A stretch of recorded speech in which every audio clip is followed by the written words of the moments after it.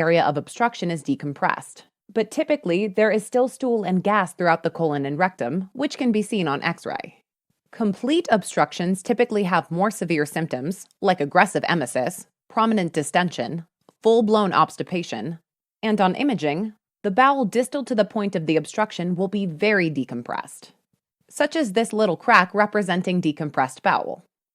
This will appear like a lack of stool and gas in the colon and rectum on X-ray as well. In a bowel that's completely filled with fluid, there may be pretty minimal gas seen on X-ray.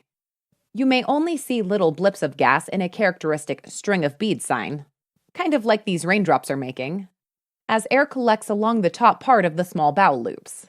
Oh, sick! Dudes and dudettes!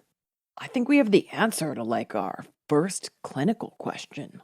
Let's get Foxy over to that X-ray room and shoot some pics of her belly. Yeah. X-ray is helpful for a quick diagnosis. But to be honest, it's not going to tell you exactly where the obstruction is or what's causing it. For that, we use CT scan if the patient is stable and there are no signs suggesting perforation or indicating emergent intervention. Aw, you're kitty kitty. Look how stable this little guy is on his cute little skateboard. CT scan will show you the dilated loops of bowel as well as air-gas interfaces, and you'll be able to see distal compression of bowel easier. But the major thing that CT is going to do is locate the point of obstruction. This is called the transition point, or the point where the obstruction actually is. Think of this as the point where the bowel transitions from dilated to decompressed. The transition point may be all you see, but with tumors and hernias, which we remember are the second and third most common causes of SBOs, you can actually see the tumor or hernia involving the transition point, giving you the cause of the obstruction. Yay! Other things you may see are bowel wall edema, mesenteric edema, ascites, a target sign, which is alternating layers of bowel and indicates intussusception, or whirling of the mesentery, called whorl sign. Whorl sign can be seen on CT with contrast, where the vessels running through the mesentery make a swirl as you pan back and forth through the scan. It indicates a twist, volvulus, or internal hernia. CT may also show signs of impending doom. By this I mean impending ischemia, necrosis, and perforation.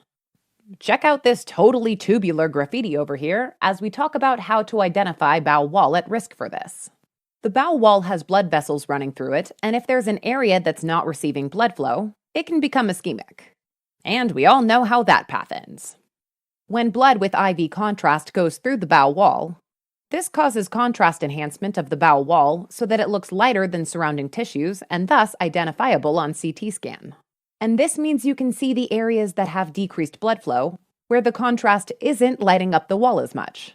To describe these areas, you'll hear the term non-enhancement, which means these areas are at risk for necrosis and already becoming ischemic due to reduced blood flow. So even though for our clinical case, the first imaging study should be an X-ray, we should also get a CT scan of Foxy's abdomen. All right, after imaging, particularly CT scan, has demonstrated what's going on with our patient, the next step is actually doing something to help the patient. 'Cause you gotta actually do something now, bro. If the history, physical exam, and CT scan do not show any big red flags, and there's no evidence of complications such as peritonitis, then a non-operative management approach is the best next step. This means admission to the hospital, most appropriately to the surgical service, bowel rest, and G-tube decompression, intravenous resuscitation, and careful serial observation. It's important to note that many of these same measures are taken in the preoperative period for patients that are going immediately to surgery as well. And I think we have the answer to our second clinical question. Totally righteous. All of these things are important not only for patients undergoing a non-operative trial, but they're also necessary in patients that are going to surgery. We've already talked about the volume depletion from third spacing and metabolic alkalosis and electrolyte abnormalities that can result from small bowel obstruction. Now let's correct them. Intravenous fluid is paramount to correcting these metabolic derangements in these patients. Typically, patients should be bolused to correct the volume depletion. Several liters of lactated ringers or normal saline may be required in severe volume contraction, and then maintenance fluid started. Serum potassium should be carefully repleted with attention paid to the patient's kidneys, particularly whether acute kidney injury is present. Patients with SBO should be made NPO, or nil per aus in Latin. NPO status fulfills several roles. When not eating or drinking, patients will often have partial or sometimes even complete relief of their nausea and emesis. Bowel rest will also help reduce bowel wall edema. And when combined with NG tube decompression, NPO status helps to keep the GI tract relatively empty, which may even reverse the obstruction. Ha, that's gotta totally hurt coming out of your nose, bruh. A nasogastric tube should be placed for proximal decompression. This also serves several roles. First, patients will very often have immediate relief of at least some of their nausea and distension symptoms. However, after the initial relief, you may need to spend the next several days convincing your patient to keep the tube in. Next, NG tubes can decrease the amount of bowel distension occurring, which is helpful if a patient eventually needs surgery. Finally, NG tubes may even help reverse the obstruction. Once all of the fluid is sucked out of the lumen, the bowel is empty and decompressed and can even untwist itself. It's very important to continue fluid resuscitation and electrolyte repletion while the NG tube is in place. Think of the NG tube as a source of continuous GI fluid loss. Sometimes fluid will need to be replaced based on the volume output from the tube. A patient's ins and outs should be monitored very closely. What? The park is closed for 5 whole days? Come on, bro. That's just not cool, man. For uncomplicated cases with no red flags on history, exam, or imaging, patients can be watched for several days, awaiting return of their bowel function. This requires careful and frequent serial exams to ensure that patients are not developing complications so as to not delay operative intervention if warranted.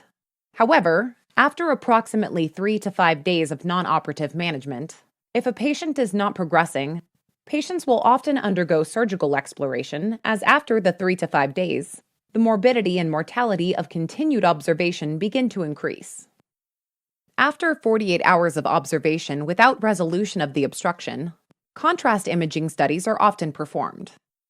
After the contrast is administered, usually down the NG tube, serial X-ray images every 1 to 2 hours are taken to follow the progress of contrast along the bowel.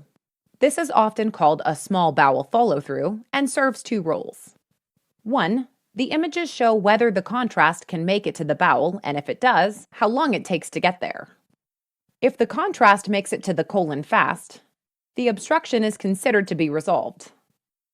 If it makes it to the colon slowly, then there's likely a component of partial obstruction still occurring.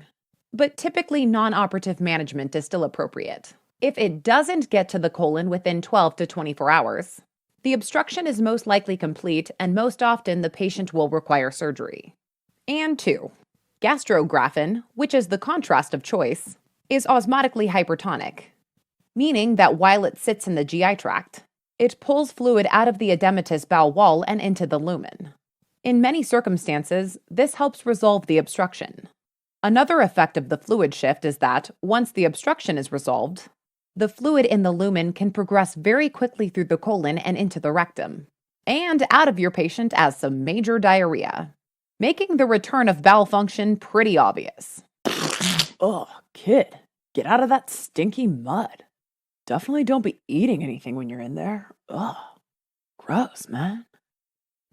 Resolution of a bowel obstruction is signaled by a decrease in the NG tube output, as well as return of bowel function in the form of flatus and/or passage of stool, oftentimes diarrhea.